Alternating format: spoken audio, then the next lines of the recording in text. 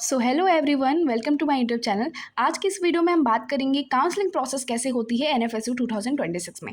देखो, आपका जो प्रोसेस अब तक का चला आया है एनएफएसयू का, जो भी काउंसलिंग प्रोसेस होता है, उनके बेसिस पे मैं आपको सारी चीज़ें, सारा इन्फॉर्मेशन यहाँ पे इस वीडियो में देने वाली हूँ।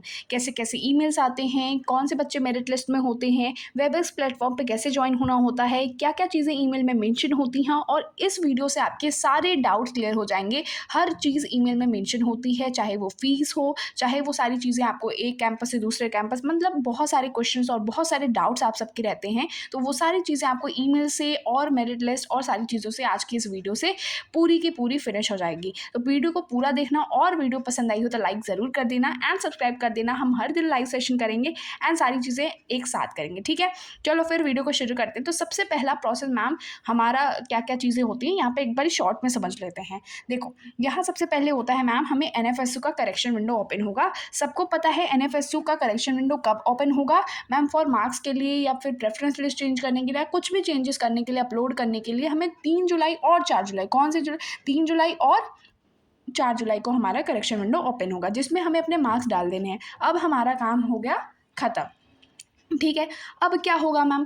अब जो होगा आपका मेरिट लिस्ट आएगा। मेरिट लिस्ट आने के बाद जो है, जितने भी बच्चे मेरिट लिस्ट में टॉप लिस्ट में होंगे, जिस भी हिसाब से उन्होंने प्रेफरेंस लिस्ट भरी होगी, जिस तरीके से उनके, उस हिसाब से सबके मेरिट लिस्ट तो आ जाएंगे, साथ साथ में ईमेल्स भी आएंगे। क्योंकि 8 जुलाई का जो टेंटेटिव कैलेंडर में डेट मेंशन है, वो 7 जुलाई का मेरिट लिस्ट है, और 8 जुलाई का ईमेल ही आ जाना, मतलब कि आपकी काउंसलिंग शुरू हो जाएगी। तो मेरिट लिस्ट आने के बाद ही आपकी ईमेल्स भी उन बच्चों को आना शुरू हो जाएगा जिनको कॉल फॉर काउंसलिंग होगा, ठीक है। ऑनलाइन काउंसलिंग प्रोसेस होगा, उसके बाद जब आप ईमेल के थ्रू उनके प्लेटफॉर्म पे जाओगे, ऑनलाइन काउंसलिंग प्रोसेस होगा।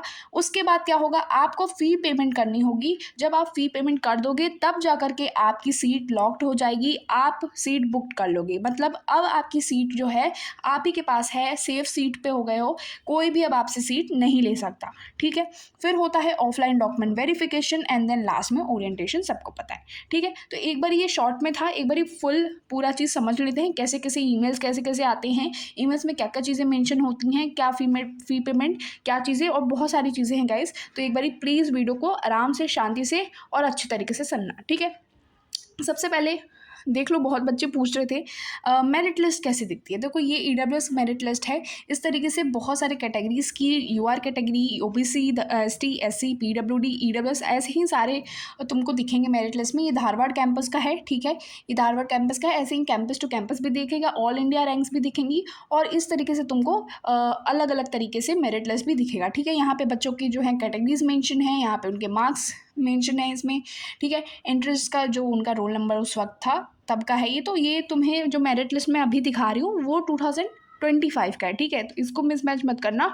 2025 का मैं तुम्हें दिखा रही हूँ, 2026 का ये नहीं है। बट ये इस तरीके से हम आइडिया ले रहे हैं कि 2026 में किस तरीके से मेरिट लिस्ट आती है, ठीक है। तो जिस भी बच्चे को डाउट था कि मैम मेरिट लिस्ट कैसे आती है, तो मैंने उनको दिखा दिया, ठीक है। अब चलो आगे चलते हैं। अब मेरिट लिस्ट आ गई मैम, अब हमें ईमेल आएगा, और उस ईमेल में कैसे कैसे ईमेल आता है, तो हर कैंपस से अलग अलग ईमेल आता है। देखो, यहाँ ईमेल में ऑलरेडी मेंशन होगा, हम पढ़ लेंगे उसको भी, लेकिन यहाँ पे देख लो, डियर कैंडिडेट्स, आपको इस तरीके से आएगा, डियर कैंडिडेट्स, आपको इन्विटेशन है फॉर ऑनलाइन काउंसलिंग का for that campus. Campus wise campus आते हैं, लाइक गांधीनगर, दिल्ली, भोपाल, त्रिपुरा, धारवाड़, वाराणसी भी ऐड हो गया है।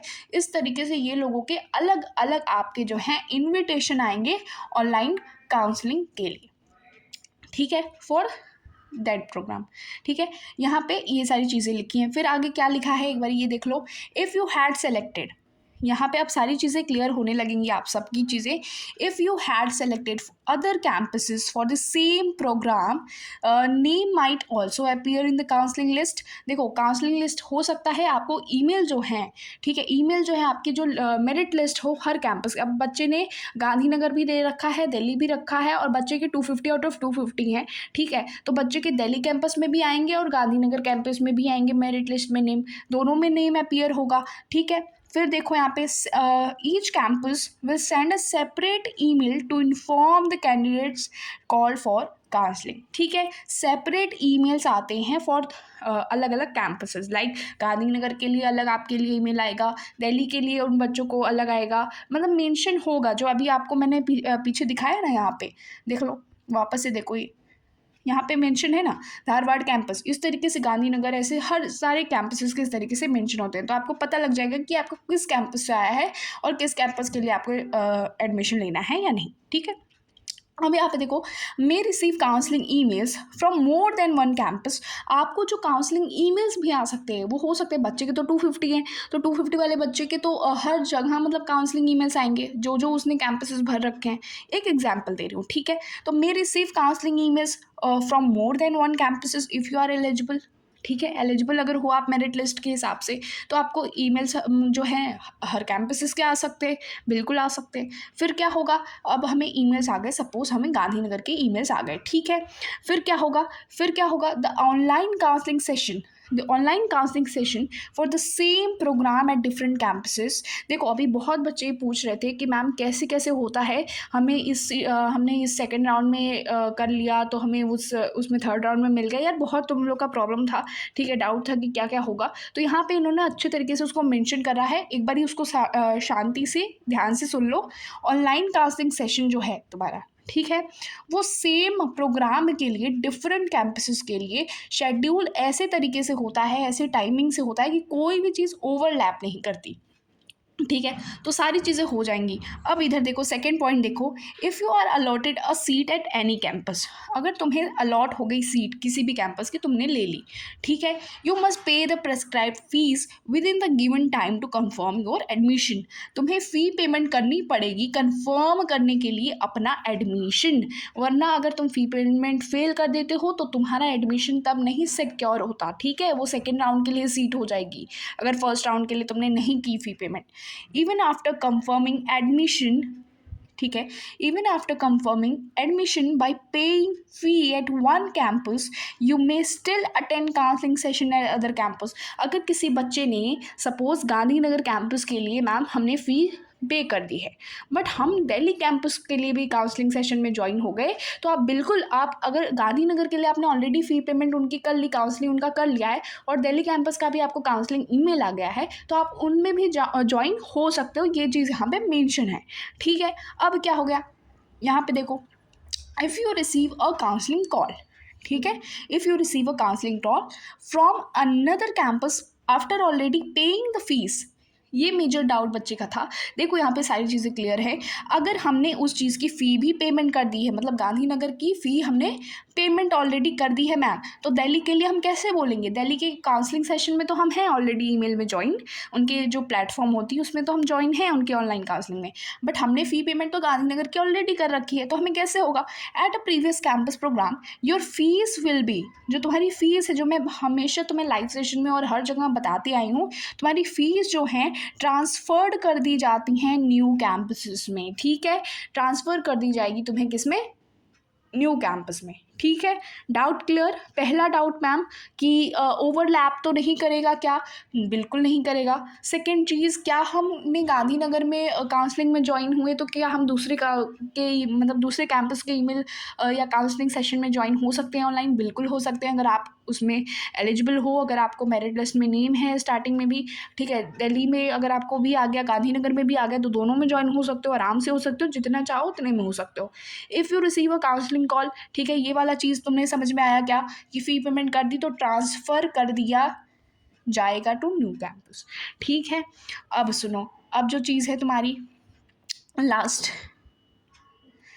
Merit list for all programmes campus जो है अपलोडेड कर दी जाएंगी सारे कैंपसेस के लिए भी, ऑल इंडिया भी तुम्हें आती हैं। ठीक है, और सारी चीज़ें अब तक तो ऐसे ही आ रही थी, इस साल देखते हैं कि कुछ चेंजेस अगर हमें मेरिट लिस्ट में देखने को मिले, क्योंकि इस पर सीयूईटी था। ठीक है, तो हो सकता है चेंजेस हो, बट ऐसे ही होता है। ठीक है, it is mandatory of all candidates in merit to attend the online counselling session in order to secure admission in our university. जिस भी यूनिवर्सिटी से आपको आया गया है ईमेल, ठीक है, अगर आप उनके ऑनलाइन काउंसलिंग में नहीं ज्वाइन होते हो तो ये मैंडेटरी है, जितने भी बच्चे को कॉल फॉर काउंसलिंग है, जिस भी बच्चे को ईमेल आया है, वो ऑनलाइन काउंसलिंग में रहना ही चाहिए।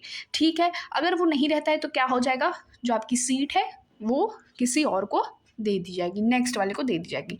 यहाँ पे प्रोग्राम नेम मेंशन होता है, कैंपस जो भी होगा मेंशन होगा, डेट वगैरह मेंशन होंगी। ठीक है, चलो फिर नेक्स्ट चीज़ देखो, यहाँ पे प्लेटफॉर्म दिया रहता है। ठीक है, प्लेटफॉर्म लिंक दिया रहता है, वहाँ से आपको ज्वाइन होना होता है।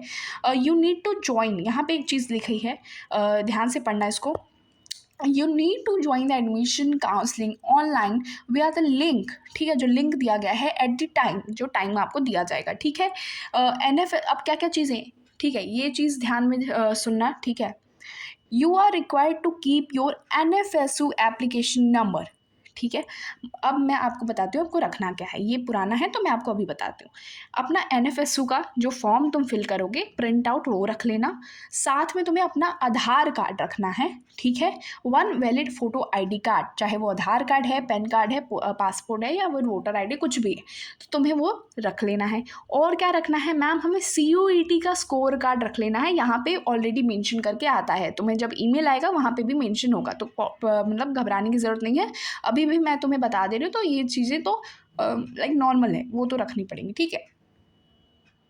अब यहाँ पे देखो, द एडमिशन काउंसलर, जो एडमिशन काउंसलिंग वहाँ पे बैठे होते हैं, वो आपका अटेंडेंस ले रहे होते हैं। क्या ले रहे होते हैं मैम, अटेंडेंस ले रहे होते हैं, जो मैंने आपको पहले भी बताया है कई बार।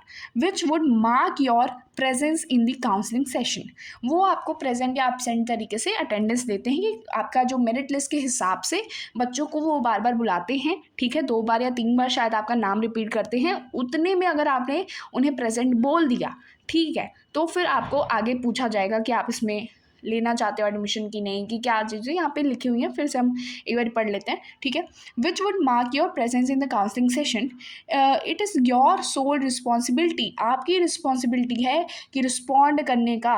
अगर आपने मार्क योर सेल्फ प्रेजेंट, अगर आप फेल होते हो, ठीक है, अगर आप फेल होते हो, आपने नहीं कहा, प्रेजेंट नहीं कहा, आपने कुछ भी नहीं, वो 3 बार नाम उन्होंने बोला, आपने नहीं कहा, तो क्या होगा, not be considered for further process of the admission, आपको नहीं कंसीडर्ड किया जाएगा, मतलब आपकी सीट दे दी जाएगी किसी बच्चे को, आपका एडमिशन नहीं हो पाएगा, ठीक है। उस मतलब उस कैंपस में तो नहीं हो पाएगा जिस ईमेल में आप ज्वाइन होगे।